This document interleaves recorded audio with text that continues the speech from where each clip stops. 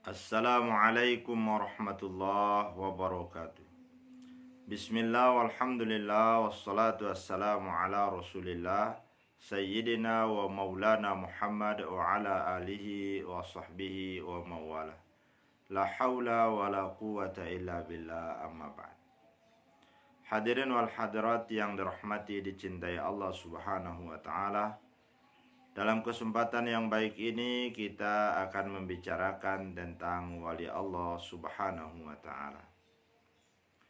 Di dalam Al-Quran Allah subhanahu wa ta'ala berfirman, Ala inna awliya Allah la khawfun alaihim wa la hum yahzanun. Ketahuilah bahwa sesungguhnya wali-wali Allah itu la khawfun alaihim, tidak ada ketakutan bagi mereka, walahum yahzanun, dan tidak ada kesedihan bagi mereka. Wali Allah di dalam Islam dijelaskan bahwa ada beberapa tingkatannya. Tingkatan yang paling bawah adalah semua orang yang beriman itu adalah wali Allah. Allahu waliyul ladina amanu. Sesungguhnya Allah menjadi wali bagi orang-orang yang beriman. Atau wallahu waliyul mu'minin. Allah menjadi wali bagi orang-orang yang beriman. Artinya orang yang beriman itu adalah wali Allah, adalah kekasih Allah subhanahu wa ta'ala. Orang yang beriman saja itu sudah menjadi kekasih Allah dengan mengucapkan asyhadu an la ilaha illallah, asyhadu anna muhammadar rasulullah. Ucapan itu dilapazkan dengan lisannya, kemudian ditasdikkan dengan hatinya. Kemudian apalagi nanti kalau bisa diamalkan dengan anggota badannya. Sekedar beriman saja, maka orang tersebut sudah masuk kategori wali Allah, walaupun dia belum beramal. Akan tetapi dia tetap akan disiksa di dalam nerakanya. Dia menjadi wali Allah itu kekasih Allah karena dia punya iman, kepercayaan kepada Allah subhanahu wa ta'ala. Tetapi dia belum mampu untuk merealisasikan imannya itu dalam amal perbuatan. Baru hanya sampai sebatas di lisan dan ditasdikkan dengan hati.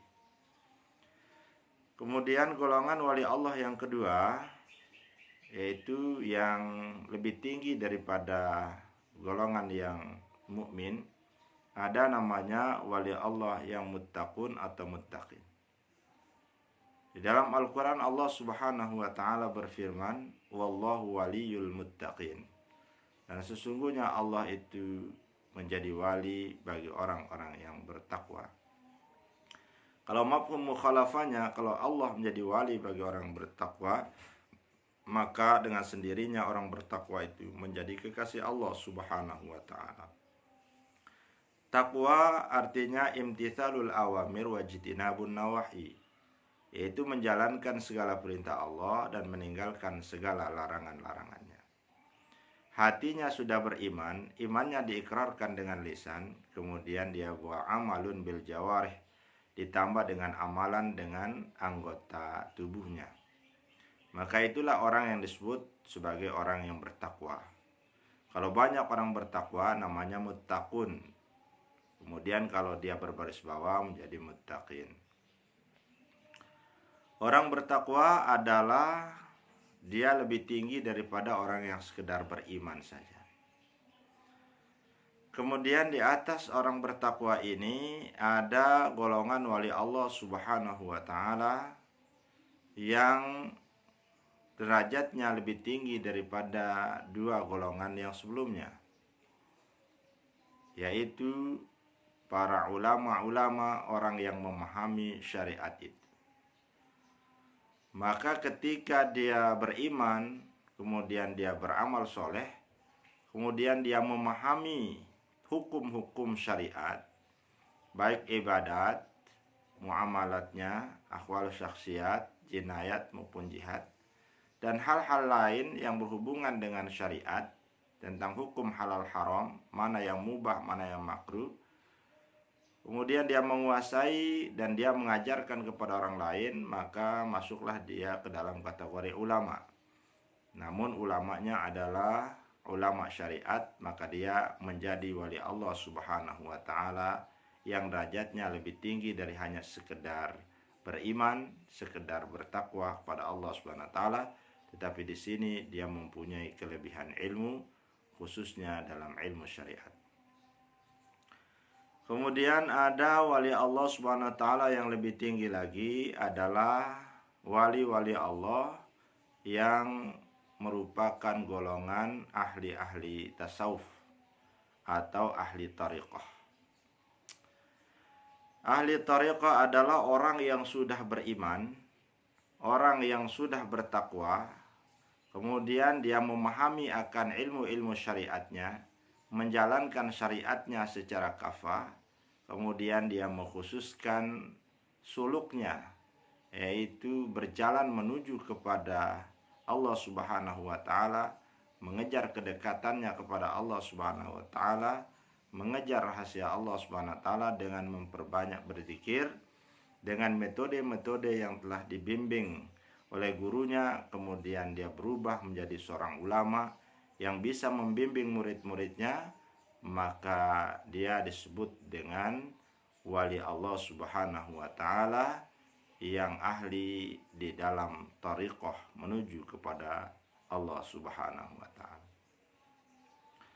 Kemudian di atasnya ada wali Allah, yaitu ulama hakikat. Hakikat itu adalah ulama yang memahami akan hakikat Allah Subhanahu wa taala, memahami akan hakikat Nur Muhammad, memahami akan hakikat makhluk yang pertama, memahami tentang hakikat syariat, baik hakikat syahadat, hakikat sholat, hakikat puasa, hakikat zakat maupun hakikat haji. Kemudian pada puncaknya dia memahami tentang hakikat Allah Subhanahu wa taala yang laisa kamitslihi syai'un, yang tidak serupa dengan segala sesuatu, wal awwalu wal akhiru, dialah yang pertama dan dialah yang terakhir. Kemudian wahwa ma'akum aina ma kuntum kana Allah wala syai'a ma'ahu, adalah Allah Subhanahu wa taala berada dalam kesendiriannya, kemudian tidak ada yang bersama dengannya. Dia memahami akan hakikat jauh dan dekatnya Allah Subhanahu wa taala, jauh dalam pandangan syariat, dekat dalam pandangan hakikat, zahir dan batinnya, batin dalam pandangan syariat, zahir dalam pandangan hakikat. Maka ulama-ulama itu adalah dinamakan wali Allah Subhanahu wa taala. Adapun terkait dengan derajat-derajat kewaliannya dari sisi namanya, maka kita tidak akan menyoroti ke sana. Yang kita lihat adalah dari standar ilmu pengetahuannya. Karena wali Allah Subhanahu wa taala itu sangat bergantung pada amalannya dan pada ilmu pengetahuannya. Kemudian orang yang beramal tanpa ilmu, maka derajatnya dia masih berada di taraf umum. Beramal dengan ilmu dia meningkat karena amalun bil ilmi, masuk kepada ketakwaan, kemudian masuk kepada tariqah, sudah menjalankan syariatnya, menjalankan ibadah-ibadah ritual sehari-hari, kemudian dia memperbanyak zikir pada Allah Subhanahu wa taala dengan mengharapkan Allah Subhanahu wa taala akan memberikan keterbukaan akan rahasia-rahasianya. Nah, tentunya wali Allah yang paling tinggi adalah para nabi Allah Subhanahu wa taala. Jadi nabi itu selain menjadi nabi, maka terlebih dahulu menjadi wali. Karena begitu menjadi kekasih Allah, maka mereka diangkat menjadi nabi. Dan nabi itu dalam riwayat berjumlah 124.000 orang. Kemudian di atas 124.000 orang ada yang diseleksi menjadi nabi dan rasul. Ada yang mengatakan 313, ada yang mengatakan 315. Maka mereka itulah adalah wali Allah yang lebih tinggi dari yang lainnya. Setelah disaring, maka mereka selain sebagai nabi dan rasul juga sebagai wali Allah Subhanahu wa taala. Kemudian dari 313 itu disaring lagi menjadi 25 orang nabi dan rasul yang wajib diketahui atau yang wajib diimani. Maka kewalian mereka pun lebih tinggi daripada kewalian hanya sekedar nabi dan rasul yang 313 orang. Kemudian meningkat lagi menjadi 5 orang yang disebut dengan ulul azmi. Yaitu ulul azmi ini mereka lebih tinggi derajat kewaliannya daripada nabi-nabi yang lain. Baru yang terakhir adalah ketinggian puncak dari kewalian itu adalah kewalian Muhammad sallallahu alaihi wasallam. Beliau sebelum diangkat menjadi nabi, maka beliau terlebih dahulu menjadi wali Allah Subhanahu wa taala dengan kecintaan Allah kepadanya. Maka Rasulullah sallallahu alaihi wasallam diangkat menjadi nabi dan menjadi rasul sekaligus dinobatkan menjadi sayyidul anbiya wal mursalin, menjadi pemimpin para nabi dan para rasul, pemimpin dunia wal akhirah, menjadi kekasih Allah Subhanahu wa taala yang namanya selalu disanding dengan nama Allah Subhanahu wa taala. Maka tahap di dalam menapaki kewalian itu adalah standar paling bawah adalah menjadi orang beriman. Kemudian ditingkatkan lagi standar kewalian seorang itu menjadi orang yang bertakwa. Kemudian dari standar takwa ditingkatkan dengan memahami ilmu-ilmu syariatnya. Kemudian ditambah lagi meningkatkan standar dari ilmu syariat menuju pada ilmu thariqah. Dari ilmu thariqah ditingkatkan standarnya supaya kewaliannya terus meningkat sampai kepada standar hakikat. Kemudian sampai standar hakikat ini maka terus kita gali, terus kita asah, terus kita berupaya untuk mengkaji tentang rahasia-rahasia Allah Subhanahu wa taala. Maka untuk tingkat kewalian manusia biasa sampai kepada tingkat kewalian yaitu kewalian ma'rifah akan hakikat Allah Subhanahu wa taala. Selebihnya, setinggi apapun manusia tidak bisa melampaui batas kewalian ma'rifat hakikat. Tidak bisa seseorang yang dia terus ma'rifat kemudian dia akan naik menjadi nabi, maka itu suatu hal yang tidak mungkin karena pintu kenabian itu sudah ditutup dan mereka selalu berada di bawah kewalian kenabian, yaitu baik nabi yang 124.313 orang atau yang 5 orang, apalagi dengan Nabi Muhammad sallallahu alaihi wasallam. Maka Rasulullah sallallahu alaihi wasallam kewalian yang tertinggi adalah kewalian Muhammadi, yaitu kewalian dari Nabi Muhammad sallallahu alaihi wasallam yang sekaligus beliau adalah dijadikan sebagai nabi dan rasul Allah Subhanahu wa taala.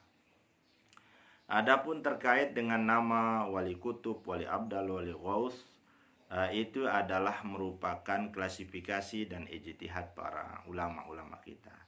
Maka dari tataran amalan dan ilmu pengetahuan, maka wali Allah itu adalah dibagi ke dalam tingkatan-tingkatan, disorot dari dilihat dari amalannya, dilihat dari ilmu pengetahuannya. Semakin tinggi ilmu pengetahuannya, semakin tinggi ma'rifatnya, maka semakin tinggi kewaliannya, semakin dekat dia kepada Allah Subhanahu wa taala.